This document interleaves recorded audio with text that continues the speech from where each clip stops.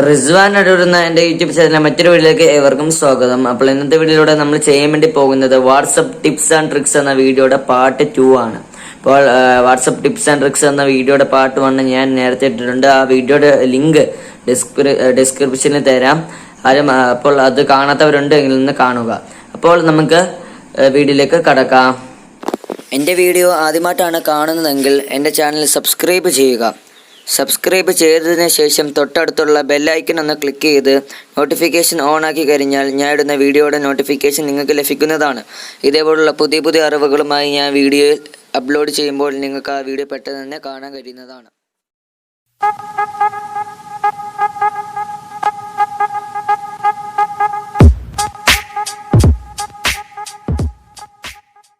അപ്പോൾ ഫ്രണ്ട്സ്, ഞാൻ ആദ്യമായിട്ട് പറയാൻ പോകുന്ന കാര്യം എന്താണെന്ന് വെച്ച് കഴിഞ്ഞാൽ നമുക്ക് എങ്ങനെയാണ് വാട്സപ്പിൽ റീഡ് റെസിപ്റ്റ് ഓഫ് ആക്കിയിട്ട് ആൾ എങ്ങനെ കണ്ടുപിടിക്കാമെന്നാണ് ഞാൻ പറയാൻ പോകുന്നത്. അപ്പം നമുക്ക് എല്ലാവർക്കും അറിയാം, വാട്സപ്പിൽ നമുക്ക് റീഡ് റെസിപ്റ്റ് ഓഫ് ആക്കിയിട്ടാണ് ഒരു ഫെസിലിറ്റി ഉണ്ട്.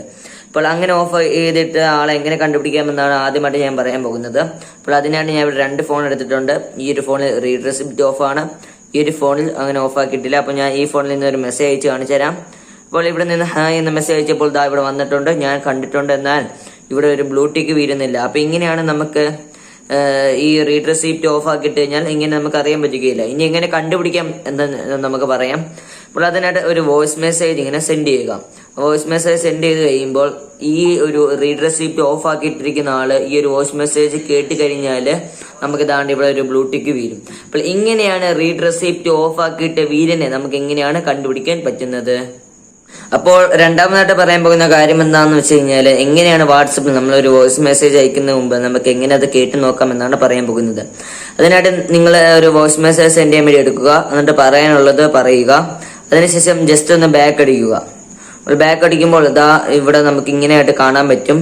ഇത് പലപ്പോഴും നിങ്ങൾ കണ്ടിട്ടുണ്ടാകും. അപ്പോൾ ഇവിടെ പ്ലേ ബട്ടൺ ഉണ്ട്. ആ പ്ലേ ബട്ടണിൽ ക്ലിക്ക് ചെയ്താൽ നമ്മൾ അയച്ച വോയിസ് മെസ്സേജ് നമ്മൾ റെക്കോർഡ് ചെയ്ത വോയിസ് മെസ്സേജ് കേൾക്കാൻ പറ്റും. അത് കൊള്ളത്തില്ലെങ്കിൽ ഡിലീറ്റ് ചെയ്യാൻ ഓപ്ഷൻ ഉണ്ട്, കൊള്ളാമെങ്കിൽ സെൻഡ് ചെയ്യാം.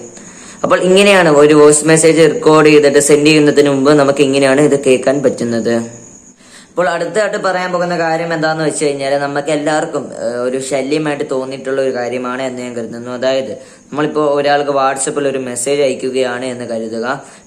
മെസ്സേജ് അയക്കുമ്പോൾ നിങ്ങൾക്ക് ഇങ്ങനെ ഒരു സൗണ്ട് കേൾക്കാൻ കഴിയുന്നതാണ്. അപ്പോൾ ഇങ്ങനെയൊക്കെ സൗണ്ട് നമുക്ക് ഭയങ്കര അനോയിങ് ആയിട്ടുള്ള സൗണ്ടാണ്. പ്രത്യേകിച്ച് പറയുകയാണെങ്കിൽ നമ്മുടെ അടുത്തൊക്കെ ആൾക്കാരുണ്ടെങ്കിൽ നമുക്ക് അനോയിങ് ആണ്. അതുപോലെ തന്നെ തിരിച്ചു ഇങ്ങനൊരു മെസ്സേജ് വരുമ്പോഴായാലും നമുക്ക് ഇതാണ് ഇങ്ങനെ ഒരു സൗണ്ട് നമുക്ക് കേൾക്കാൻ പറ്റുന്നതാണ്. അപ്പോൾ ഈ ഒരു സൗണ്ട് നമുക്ക് എങ്ങനെയാണ് ഒഴിവാക്കാൻ പറ്റുന്നത് എന്നാണ് ഇപ്പോൾ പറയാൻ പോകുന്നത്. അപ്പോൾ അതിനായിട്ട് നമ്മൾ വാട്സപ്പിൽ തന്നെ ഒരു ഫെസിലിറ്റി ഉണ്ട്. നമ്മൾ വാട്സപ്പിലെ സെറ്റിംഗ്സ് എടുക്കുക. അതിനായിട്ട് ഇവിടെ 3 ഡോട്ട് കാണാൻ കഴിയും. ആ 3 ഡോട്ട് ഒന്ന് ക്ലിക്ക് ചെയ്തിട്ട് സെറ്റിംഗ്സ് എടുക്കുക. ആ സെറ്റിംഗ്സ് എടുത്തതിന് ശേഷം ഇതാ ഇവിടെ ഒരു നോട്ടിഫിക്കേഷൻ എന്നൊരു ഓപ്ഷൻ ഉണ്ട്. ആ നോട്ടിഫിക്കേഷൻ എടുക്കുക. അതിന് ശേഷം ഇവിടെ കോൺവെർസേഷൻ ടോൺ എന്ന് പറഞ്ഞൊരു ഓപ്ഷൻ ഉണ്ട്. ആ കോൺവെർസേഷൻ ടോൺ എന്ന് നമുക്കൊന്ന് ഓഫ് ചെയ്തിട്ടാൽ മാത്രം മതിയാകും. അല്ലാതെ ഫോൺ സൈലന്റ് ആക്കി ഇടേണ്ട ആവശ്യമില്ല. അതൊന്ന് ഓഫ് ചെയ്താൽ ഇട്ടാൽ മാത്രം മതിയാകും. ഞാനിപ്പോൾ മെസ്സേജ് സെൻഡ് ചെയ്ത് കാണിച്ചു തരാം. ആ സൗണ്ട് ഇപ്പോൾ നമുക്കില്ല. ഇങ്ങനെയാണ് നമുക്ക് ആ സൗണ്ട് ഒഴിവാക്കാൻ പറ്റുന്നത്. അപ്പോൾ അടുത്തതായിട്ട് പറയാൻ പോകുന്ന കാര്യം എന്ന് പറഞ്ഞാൽ ഈ ധാരാളം ഗ്രൂപ്പൊക്കെ ഉപയോഗിക്കുന്നവർക്ക് വേണ്ടിയുള്ള ഒരു കാര്യമാണ്. അതായത് നമുക്ക് ധാരാളം ഗ്രൂപ്പൊക്കെ കാണും. അപ്പോൾ ആ ഗ്രൂപ്പിലൊക്കെ ആണെങ്കിൽ ധാരാളം മെമ്പേഴ്സും കാണും, നമുക്കറിയാത്തവരൊക്കെ. അപ്പോൾ അങ്ങനെ ഉള്ള ഒരു സാഹചര്യത്തിൽ നമ്മളെ നമ്പേഴ്സ് ആയിട്ട് നമ്മളെ ഡീറ്റെയിൽസ് ഒന്നും ആരും അറിയാതിരിക്കണമെങ്കിൽ ഇവിടെ ഒരു 3 ഡോട്ട് ഉണ്ട്. ആ 3 ഡോട്ട് ഒന്ന് ക്ലിക്ക് ചെയ്യുക. 3 ഡോട്ട് ഒന്ന് ക്ലിക്ക് ചെയ്തിട്ട് ഒന്ന് സെറ്റിംഗ്സ് എടുക്കുക. ആ സെറ്റിംഗ്സ് എടുത്തതിന് ശേഷം ഇവിടെ അക്കൗണ്ട് എന്നൊരു ഓപ്ഷൻ ഉണ്ട്. അക്കൗണ്ട് എന്ന ഓപ്ഷൻ ക്ലിക്ക് ചെയ്തിട്ട് പ്രൈവസി എന്നൊരു ഓപ്ഷൻ ഉണ്ട്. ആ പ്രൈവസി ഒന്ന് ക്ലിക്ക് ചെയ്യുക. അതിനുശേഷം ഈ എബോട്ട് എടുത്തിട്ട് നോബഡി എന്ന് കൊടുക്കുക.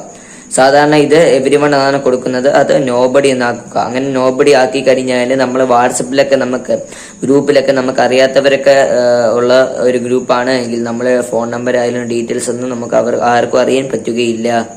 അടുത്തതായിട്ട് പറയുകയാണെങ്കിൽ നമ്മളെ പോലുള്ളവർക്ക് ആവശ്യമില്ല എങ്കിലും ഈ ധാരാളം വയസ്സൊക്കെ ആയവർക്കും നമ്മൾ ഇംഗ്ലീഷ് ഒന്നും അറിയാത്തവർക്ക് വേണ്ടിയുള്ള ഒരു കാര്യമാണ്.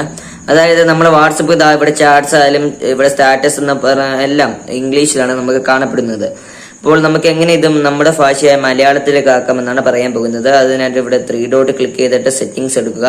ആ സെറ്റിംഗ്സ് എടുത്തതിന് ശേഷം ഇവിടെ ചാറ്റ് എന്ന ഒരു ഓപ്ഷൻ ഉണ്ട്. ആ ചാറ്റ് എന്ന് എടുത്തിട്ട് ഇവിടെ താഴെ ആപ്പ് ലാംഗ്വേജ് എന്നുണ്ട്, അത് മലയാളത്തിലാക്കുക. മലയാളത്തിലാക്കി കഴിഞ്ഞാൽ നമുക്ക് എല്ലാം മലയാളത്തിലായിരിക്കും നമുക്ക് കാണാൻ പറ്റുന്നത്. അപ്പോൾ ഇങ്ങനെയാണ് നമുക്ക് മലയാളത്തിൽ സെലക്ട് ചെയ്യാൻ പറ്റുന്നത്. അതുപോലെ തന്നെ നമുക്ക് ഇവിടെ ക്ലിക്ക് ചെയ്യുകയാണെങ്കിൽ ഫുള്ള് മലയാളത്തിലാണ് കാണാൻ പറ്റുന്നത്. അപ്പോൾ ഈ ഇംഗ്ലീഷ് ഒക്കെ അറിയാത്തവർക്ക് വേണ്ടി ഇങ്ങനെ ഒരു ഫെസിലിറ്റി വാട്സപ്പിൽ തന്നെ നമുക്കുണ്ട്.